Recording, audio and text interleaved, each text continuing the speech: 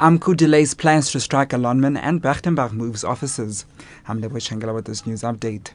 The Association of Mine Workers and Construction Union has delayed plans to strike at platinum producer lineman. AMCU says the decision is pending government-led crisis talks. Deputy President Khanama Motlanthe is due to meet unions, mining bosses and government departments today to try and ease tensions on the mines. AMCU wants to be recognized as a majority union at Lineman's Platinum Mine in Northwest. AMCU President Joseph Matunja says unrest in the mining industry can be resolved if companies don't favor one trade union over the other. The management mustn't take sides.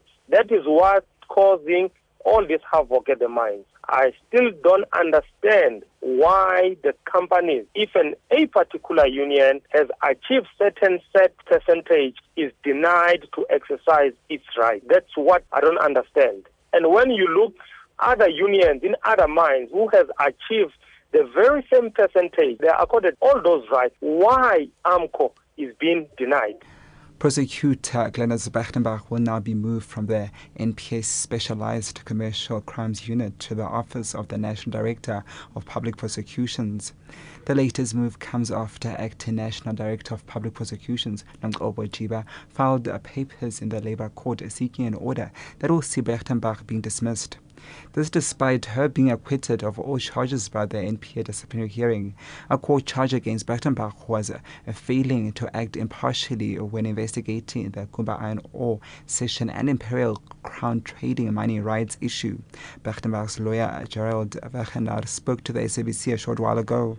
What I can however tell you is that we have received a letter just before 7 o'clock last night indicating that Ms.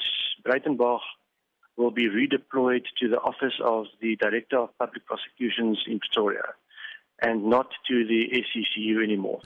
The Standing Committee on Public Accounts SCOPA in the Northwest is considering calling Premier Thandi Modise to account over control of the D account into which millions of royalties belonging to mining companies are paid. This as Babobamo Khale Tribal Committee of Brits say they want to have full control of their own royalties.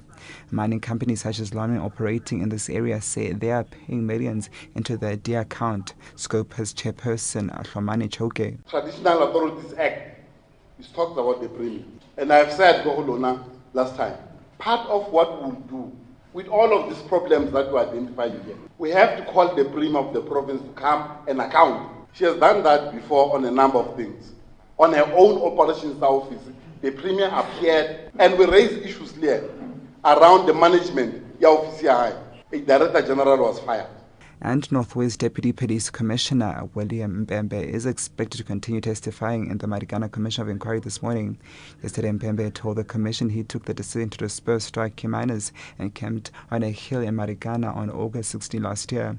Spum Kiza reports. The strategy, known as Stage 3, was part of a police plan to disperse armed protesters into smaller groups and circle and disarm them.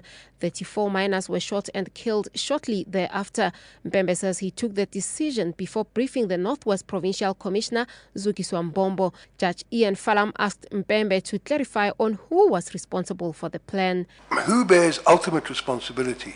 The understanding is that I took a decision, I briefed her. This morning, Mpembe is expected to tell the commission more on what his role was shortly before the mine workers were killed and about the events that took place before the killing. Spum Kize, SABC News.